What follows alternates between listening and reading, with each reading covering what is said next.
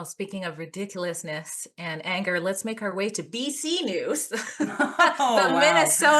The Minnesota What of is Canada. going on in BC? Oh My my goodness. gosh, it's never ending out I here. almost feel bad being from Ontario because Oh, it's quite bad here, but sometimes I look at BC and it's Yeah. like, oh, maybe, you got to be grateful sometimes. yeah, exactly. We are like, I feel like the Americans look at Canada as a whole of like, hey, this is where we don't want to go. And then within Canada, the Canadians look at BC and go, oh my gosh, this is where we don't want to go.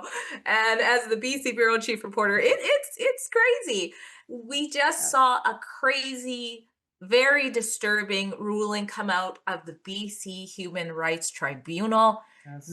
Many times over, we have interviewed Mr. Barry Neufeld. He's a former Chilliwack school trustee, a staunch critic of SOGI 123, which is the sexual orientation gender identity program that really, introduces gender ideology and emphasizes it to kids. And, it's even linked to sexually explicit books being normalized. It's been so heavily opposed and yet still sits there. So he for many years opposed that, and very boldly so. And in one of the instances, one of his many legal battles over that fight that he's taken, has been this ongoing human rights battle with the Chilliwack Teachers Association. And our BC Human Rights Tribunal just ruled that he must pay 750 $750,000, nearly Wow. $1 million is his penalty for speaking out there. Now, it's a very large ruling. It's like 160 pages. I'm still working my way through it. There are some other things like accusations that he's releasing information from the publication ban. But so that the publication ban, as we've also covered many times, when it comes to this gender ideology issue and this defense to sort of secure it, it included crazy things like not even saying anything about any teacher who may become a witness. Like it was just so far reaching. And so here you have this former school trustee. He's not working anymore. He's an elderly man, lives on his own, and they hit him with that high of a penalty. But that's not even the craziest part, or maybe it is, or maybe this is tied. In their decision, they said radical things, including that if you don't believe that that gender identity is let me make sure I got this right. Basically, they said that if you believe that biological sex determines gender identity, then you are denying the existence of trans people, an existential denial. That is so concerning. That is so concerning. Even as a journalist, can we speak Hmm. in realities without being fined close to $1 million? What was going through your heads when you guys heard that? Great question. Big. Well, my first question is, I mean, how many feelings were hurt, and what's the cost breakdown of price per feeling? Because this is literally what it's all about. Mm-hmm, Some people had some hurt feelings, and now this guy has to almost pay like $750,000. mm-hmm. I mean, come on. Again, I mean, we're moving away from being a country ruled by the rule of law, and it's all about feelings. And you're right. That is horrific. That's a horrific decision. And Eli, go ahead. well, I was I just gonna mean, say, yeah, I go ahead. wrote, sorry, go ahead, Drea. No, you go ahead. Go with the I would flow. say I reacted to that by saying Canada has become unrecognizable. There were two gender ideology rulings this week, both from human rights tribunals, which, by the way, are Mm-hmm. kangaroo courts. Mm, These things should not even exist to begin with. If there's an actual, violation of charter rights, it should just go to a regular court. But we've established all of these courts that take up all of these kind of bogus arguments. I mean, the founder of Rebel News, Ezra Levant, was involved in one, mm-hmm, almost 20 years ago because some people didn't like a cartoon he published, right? It's mm-hmm, it's it's it's ridiculous. Why do we have these to begin with? Second of all, so we have this one, $750,000, which is it's an insane amount of money when you think about it. Even a $750 fine would have been a lot for this. 7,500 would have been a lot for this. $75,000 would have been Yeah. a lot, but 750,000 is insane.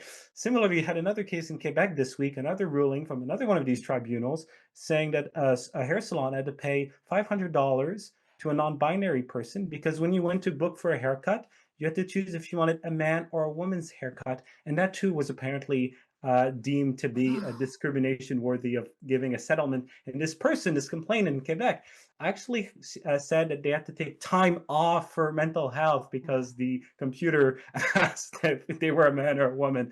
Again, Wow. becoming unrecognizable. Yeah. We're a country where repeat offenders, where people who commit horrible crimes get lenient sentences, where often they get off the hook. There's this individual in Alberta living in the van who, committed horrible things to children and is allowed out on bail. And at the very same time, we're giving out these fines for ideological reasons to Hmm. people. I mean, this is a joke. I often say Canada has become a South Park episode. The difference is a South Park episode is about 20 minutes. This has been going on for Right. over 10 years, and it just will not stop. It's so frustrating. And honestly, I'll be praying for this gentleman because, while Hmm. I haven't read the full reading, $750,000 seems very excessive. Very excessive. I'm actually going to be interviewing tonight, so I'll have more details Mm. coming up soon on Rebel News. But you're right, these quasi judicial courts, if you look at the top of them, including in the BC Human Rights Tribunal, there's activists on there. And so we have, even with Rebel News, you mentioned one of our cases. This is not the first time. We're living that nightmare right now, for example, with infamous Jessica Serenity Simpson, better known as Jonathan Yaniv, and the things that he's gotten away with, assaulting our journalists, um, you know, inappropriate texts with minors, threatening my children. All of these things just go under the radar. When he went to a real court and tried to sue us for being defamatory, which we weren't, we were just reporting on things that the public should be aware of, that Yaniv is getting away with. That didn't work. The judge rightfully struck that down. So where is he taking us next? This same court that's done this outrageous ruling. We have two different cases from him that we're defending ourselves in. And the cost to do that alone, that's enough to wipe out an everyday person. Thankfully, the Justice Center for Constitutional Freedoms has been helping out Barry with that. But it's just our donors who help us take on this fight so that we continue to shed light on this issue. So if you want to help with our human rights tribunal cases that are still in the go, we have a website called stopuniv.com if you want to help protect our journalism that way. And like I said, I'll have more with Barry Neufeld coming out. But it is very concerning. Obviously, we are strong free speech proponents. I think we all Oh. are here. Definitely Rebel News is. And this says a lot for, well, as a school trustee is elected, by the people. He was re-elected by the people. He believed he identified an issue both within the school system, but also from his background, where he used to work as a probation officer and with foster kids. And look what's happened. Look what's happened with that stand, and what's that going to say to teachers and everything else like this. So my belief is that society as a whole really needs to push against this so that it's not normalized to be censored. And just the other thing is we're seeing this trend of violence in the transgender community, transgender identifying community.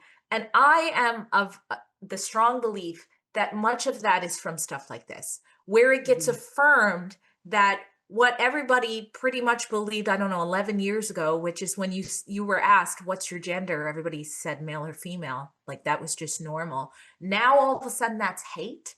That is an offense to this measure. What does that say to these people who struggle with their biology? What does that say to their psyche?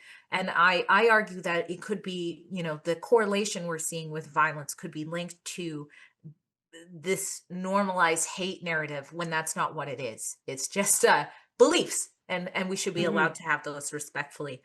Oh Well, my. and I think, like you just said, I mean, one of the most concerning things about this ruling is the self-censorship. This is a slippery slope we're heading down as far as, like you said, free speech. Mhm. Now, if you're gonna say something against SOGI or a gender ideology, I mean, and now you're gonna be faced with a $750,000 fine.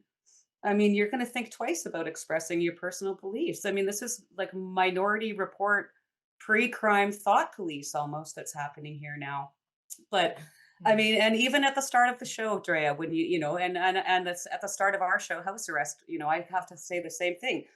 If you're on YouTube, there's certain words that you can't say, or they'll be pulled, or you'll have, your monetization penalized. So, I mean, we're faced with censorship everywhere already, and I think this is just another sort of nail in the coffin of free speech in Canada, and it's disturbing. And actually, And, this and this what's parti- disturbing yeah. too, we know what the end result is. It's called the United Yes. Kingdom. We're going down that path Mhm. with Bill C9, with the talks of wanting to reintroduce Bill C63, which I spoke to a constitutional lawyer, and he says that if provisions of this bill, which is the Online Hate Act that was introduced under Trudeau, which would establish a digital safety commissioner, and this prominent lawyer told me that if this were to happen, X will no longer exist in Canada because there's no way that its free speech guidelines can align with that. So it's Mhm. chilling. We're starting to see uh, cases of extreme censorship. Mhm. It's not somebody that said something that's very controversial, it seems. We're seeing that while at the same time we're seeing actual criminals get off the hook, just like in the UK, where there seems to be two-tier justice. And I fear that that's where we're headed. And of course, our Prime Minister, Mark Carney, used to live in the UK, so there's a UK connection there.